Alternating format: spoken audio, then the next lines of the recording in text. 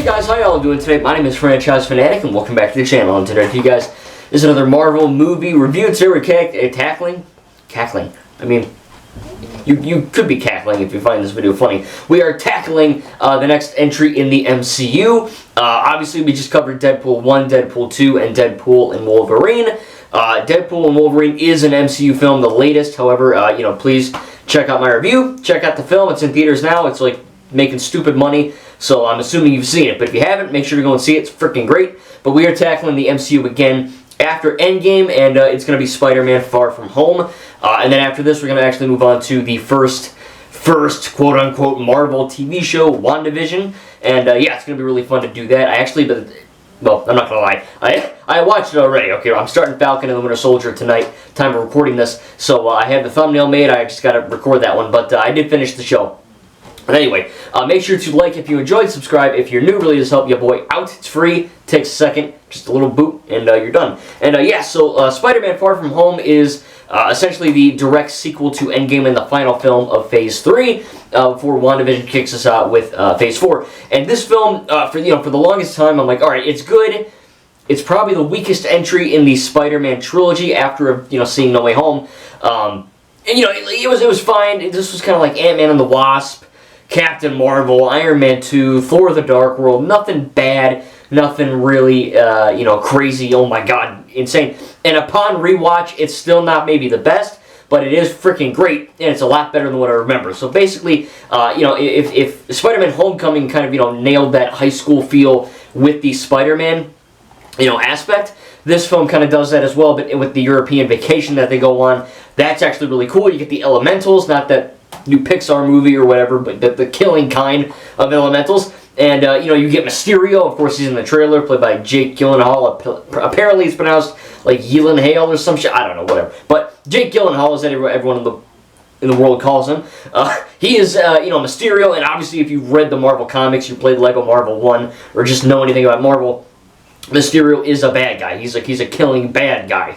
And he's even one of the villains in Marvel's Spider-Man 2 on PS5. So what do you know? But from the trailer and for a majority of this movie, you're like, oh shoot, Mysterio's a good guy, or he's trying to help, right? This is, I believe, the first time in the MCU where they actually mention a multiverse, and he's like, hey, I'm from a different reality, I'm from a different universe, and these elemental beings, they killed my family, they killed my world, so I'm gonna fight to save yours. And of course, chaos ensues. But going back a bit, like I said, Nick Fury is in this a lot more than he was in some other movies recently. Of course, he was a lot in Captain Marvel, but he does a good job in this. Happy Hogan is in this. Of course, he makes his brief, I don't want to say cameo, because he's in more of it, than a cameo, but he's not the main guy in the film, but he's in that. Zendaya, MJ, she's great.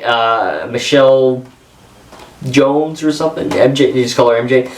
She's good in this. Obviously Tom Holland, Spider-Man, Peter Parker, he's great in this as well. You got Aunt May. You got really funny jokes in there, and like I said, it's a good movie. Maybe not as memorable as No Way Home, but I genuinely think this movie might be better than Homecoming. I mean, straight up. I think Vulture is a great villain. And I think his motivations are fine and all that. Obviously he's a killing bad guy, but he's a well-written bad guy. Mysterio's a well-written villain in this too. Of course, they kind of really played off the Iron Man thing, where you get the guy from freaking Iron Man 1, who Ironmonger's like, Tony built that in the cave. That guy, I think he was in Christmas Story or something. He's back, and you get a bunch of people from different Marvel movies, specifically Iron Man related stuff, to kind of help Mysterio, Quentin Beck, kind of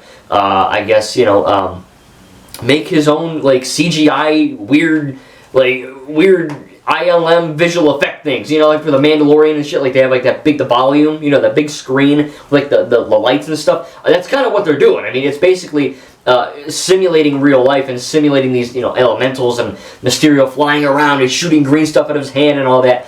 All that stuff is kind of through this the barf thing that Tony Stark mentions in Captain America Civil War.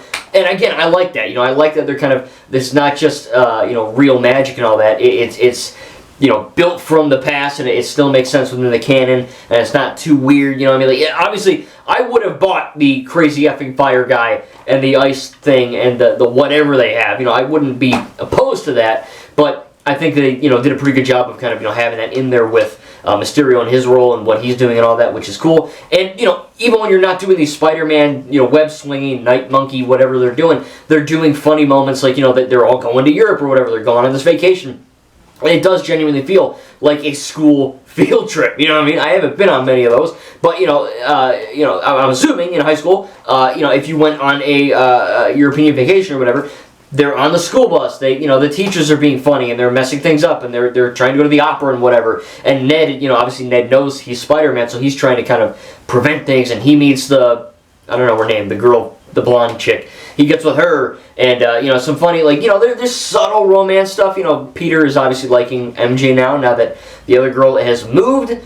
So he's kind of figuring out what to do with that, and then Ned's dating her. So there's some dating romance stuff, not in your face, not corny, not cringy, not girly. It works. It's pretty funny. And like I said, these hijinks ensue when Ned is trying to kind of prevent certain things, and then MJ's trying to. She has a little bit of a suspicion. Of course, she does find out in this film. And also, Peter Parker is trying to, kind of deal with the death of Tony Stark.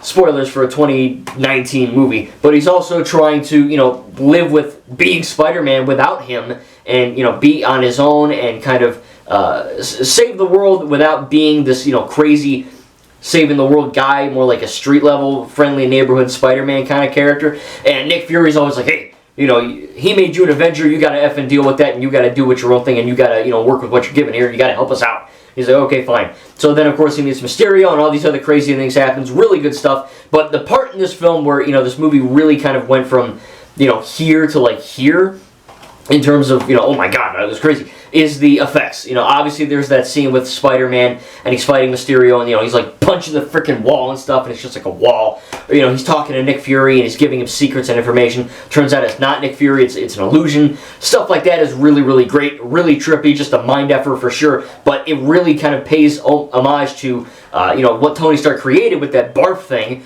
and, they're playing on that, and it's not just Mysterio's magic, he's using that to trick people, and that's really cool. Obviously, Nick Fury's not even in this. He's up in space or whatever he's doing, but, I like that. I like that there's these Mysterio. I like that there's, mysterious illusions and all that. I thought that's actually pretty cool. And it is a good trick, what I mean? If you don't know Mysterio from the comics, even if you do know, he does play it straight. He plays it like a hero. He's not like, oh, I'm good. Then Peter turns away and he's like, you know what I mean? There is a shot, I didn't see it this time, but I know it's there. I've seen it before. There's a shot early on in the film where Peter's in the European vacation scene, and there's a shot where, I think Quentin Beck is actually behind him. He's literally stalking him. He's in there's a crowd of people, and he's in the crowd of people. It's a very quick shot. It's a blink and you'll miss it moment. I didn't have to see it. So I did see it last time I watched it. I forgot about it, but I just remembered it is in there. I like that stuff though. What I mean? It's like a cool little unraveling mystery clue type thing. I don't know. I thought it's kind of cool. But obviously Mysterio is a bad guy. Peter gives him the glasses and he, freaking goes crazy. And I do like that he is not just, I'm evil, I'm going to take over the world. He genuinely wants, now that the world has been saved and people have seen aliens and Chitauri and Thanos and they got blipped and all this crazy stuff that's happening, they kind of believe crazy shit that's going to happen, and Quentin Beck is like, yeah, during his speech, he's like, people are gullible and they believe everything because they've seen everything now. They're not, we're not in 1990 whatever where it's just, or 2008 for example, where it's Iron Man 1, it's just the flying dude, I mean, we've seen stuff. People in the MCU have seen stuff, and I think that's really cool that he's like, hey, we're going to use that, and we, me and my VFX guys, we are going to make these illusions and deliberately kill people and deliberately destroy buildings and break property and just wreck everything, but we're going to save the day. And even though they're not technically saving the day, because, Mysterio and everything, it's all controlled, people do die and buildings collapse and, stuff happens, but at the same time, he's like, hey, I'm doing this for a reason, and I want to give people something to believe in. I want to give people hope.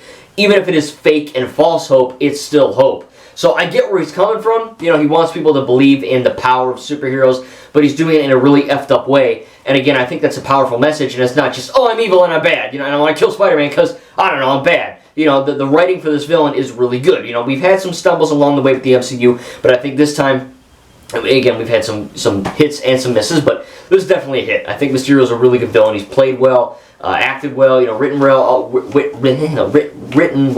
written well, all that fun stuff. And again, you get some really badass action scenes. Really great stuff. I like the Hydro Man fight where it's clearly a wire pull, and Tom Holland's just flopping on the floor. It looks good.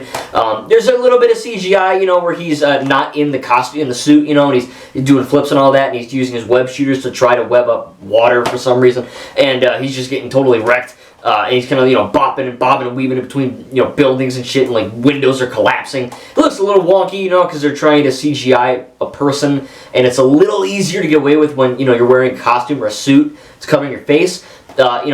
Peter just has his glasses on, his freaking, his clothes, and he's clearly CGI. Not bad, but it is something that I did notice. For the most part, though, like I said, regarding CGI, it is pretty great. The elementals look fine.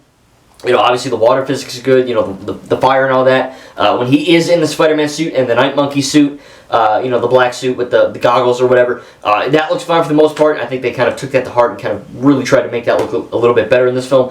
Mysterio looks good. CGI, like I said, we're not quite there yet where, the CGI guys are, really being overworked, and they're getting a million projects in one time. That's kind of phase 4 and beyond, but we're almost there, but we're not there quite yet. But a lot of it does look quite good. Again, there's some really good jokes that are, for Spider-Man fans, or just, general jokes that the audience will laugh at. There's some high school drama, there's some high school quirks, and just stuff that, you can relate to, because we've all been to high school. Maybe, I don't know how old you are, if you're gonna effing go where you've been, or you're in it, I don't know. But it is cool that they have that element in there. Again, they're able to balance, much like Homecoming, they're able to balance that, and it works really well. And again, that final, fight scene with the drones and all that in Europe, or I think they're in Europe, London, whatever. And they're blowing up, they're all in the bus, and they're all blowing up stuff. And Happy Hogan's kind of in there, and it's tension, because they're actually, Mysterio's going effing crazy, and he blows stuff up, and he's killing people, and